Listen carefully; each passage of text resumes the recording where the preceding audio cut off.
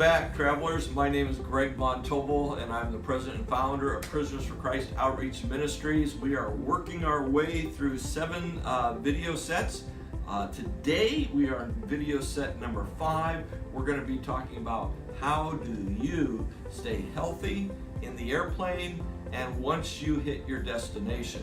But before we get started, I just want to say that we are not medical practitioners. I want to give you that disclaimer. We're not the experts. We can't guarantee anything. And anything that you do, you need to check out with your general practitioner. So let's get started. How are we going to stay healthy on the airplane? Well, that's the first question. We're going to have to ask another question. How do we get sick? Well, there's basically 4 ways that someone can get sick. Number 1, something in the air, airborne viruses. Number 2, something in the food, foodborne viruses. Number 3, something internal inside of you that was not brought on by the airborne or the food viruses. And number 4, hand to mouth. You touch something, there's germs on it, you touch your face, your eyeballs, your nose, your mouth, and guess what? Bam, you're tagged and you've gotten sick. So we're going to be talking about that, but we're also going to be talking about how can we stay healthy in the airplanes that we fly around the world. Well, health starts before the trip. And that's the number 1 key. Number 1, you want to boost your immune system with extra vitamins, but before you do that, you want to be double checking with your general practitioner on the route that you should take. Number 2, you need to get plenty of rest about 1 week before your departure date. Get plenty of rest. Number 3, 1 week prior, start drinking lots of water. If you're not a water drinker, I would certainly encourage you to start drinking water to hydrate your body. And number 4, the tough one, become stress-free. We live in a fast-paced world, folks. You're going on an international mission trip on the other side of the world. You're taking 12 or 14 days out of your schedule. You gotta get things done at work. You gotta get things done at home. You gotta plan. You gotta prepare, and all that adds to your stress level. So whatever you do, try to attempt to reduce your stress level right prior to the time that you're going on your trip. All right. During the trip, I'm going to give you 9 different ways that you can help prevent yourself from being sick or getting sick on the airplane. The first area we went over in video 1, the handy wipes, the antibacterial handy wipes. I carry these with me every time I'm on the trip. I pull one out, I make sure that it's nice and fresh, and I wipe down everything in my seating area. I will wipe down especially the screen, the armrest, drop down the table, and I wipe that down. Those areas on airplanes never get cleaned very well. And I've seen some babies that were obviously very sick, hands in their mouth, all over their faces, touching the TV screen, the food tray area. And I'm just sharing with you one of the things that you can do to help keep yourself healthy on the airplane is to wipe down your seating area. Number 2, big one, keep your hands away from your face. So easy if nobody's sick around you, either with air or whatever going on in the airplane, and you go to the bathroom, you touch something in the bathroom, somebody's left some presents for you as far as germs, you take that back to your seat, you touch your face, your mouth, and you have now just gotten sick. It's one thing to get sick on the way home, knowing that you're going to have the comforts of home when you get there, but it's a whole nother thing getting sick on the way to your destination. It is not fun to be sick on the field. Been there and done that, got that badge several different times. Number 3, sanitize your hands. I always keep a hand sanitizer with me in my ditty bag that we talked about in video 1, and if I need to, I am just using this to clean my hands to keep any germs from getting there. Number 4, don't use airline blankets or pillows if they are unwrapped. Those areas can contain germs, and it's just very dangerous to be using somebody else's pillow or blanket in an airplane when you've just arrived. Number 5, this is a big one. When you're using the restroom, there are 300 people on your airplane. You're on that airplane for 10 hours. For those who have traveled, know that those bathrooms are absolutely filthy by the time that plane lands. And so I want to encourage you to touch as little as possible when you're using the airplane bathroom. Number 6, while you're on the airplane, continue to hydrate yourself with water, preferably. That will help your body stay in balance. Number 7, you've sat down. You don't get to choose your seat partners. You got somebody over here sick, somebody across the aisle sick, somebody in front of you sick. They're hacking, they're sneezing, they're coughing. What are you going to do? Well, in the last 3 or 4 years, I've started bringing these very simple, thin surgical masks with me on trips, and in case I have people around me that are sick, I will actually put this on. You don't see many people wearing these on the airplane, but if it's looking stupid or silly, I would rather look that way than to be hitting our destination feeling pretty lousy. So, number 7, wear a mask if you need to. Number 8, exercise while you're on the plane. I make it a habit every 2 hours to get up, do a lap around the airplane, stretch my leg muscles, maybe do some squats if I can, or do some leg extensions.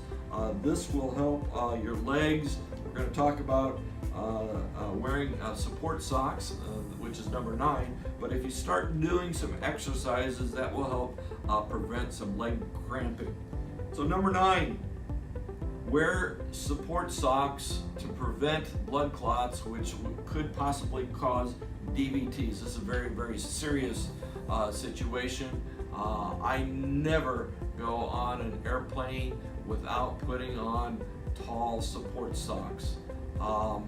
This is what the doctors have suggested. This is what I do, and I would encourage you, if you haven't done that, or you're going on a plane trip for 8 to 10 hours, that you go to your Walgreens or Bartell's and pick out a good set of support socks.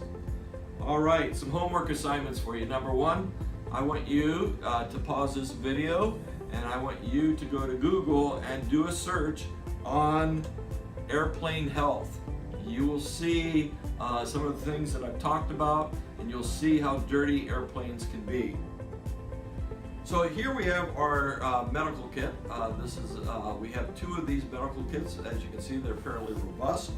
This is for a team. We'll send one of these bags out with each of our teams going overseas. And as you can see, as we unwrap this, it is very robust in the things that we have. As you can see, we've added to the purchase of this medical kit, we've added what we call 2 clean blood kits, just in case anybody gets in an accident and needs any type of blood transfusion. These come with syringes, etc. Each of our compartments are very well labeled by a nurse, and what we have her do is once a year we have her go through these 2 medical kits to review the things that have gone out of date and replace them. But I would encourage you, if your team is going out, you don't have a medical kit, well, you don't need to do this all at one time. This has evolved over many years. So, but the point is, you do want to have some type of medical kit traveling with your team, just in case somebody gets cut, gets burned, you want to be, or stung by a bee or a hornet of some type. So you want to be able to provide them with some comfort before you can get them to medical help.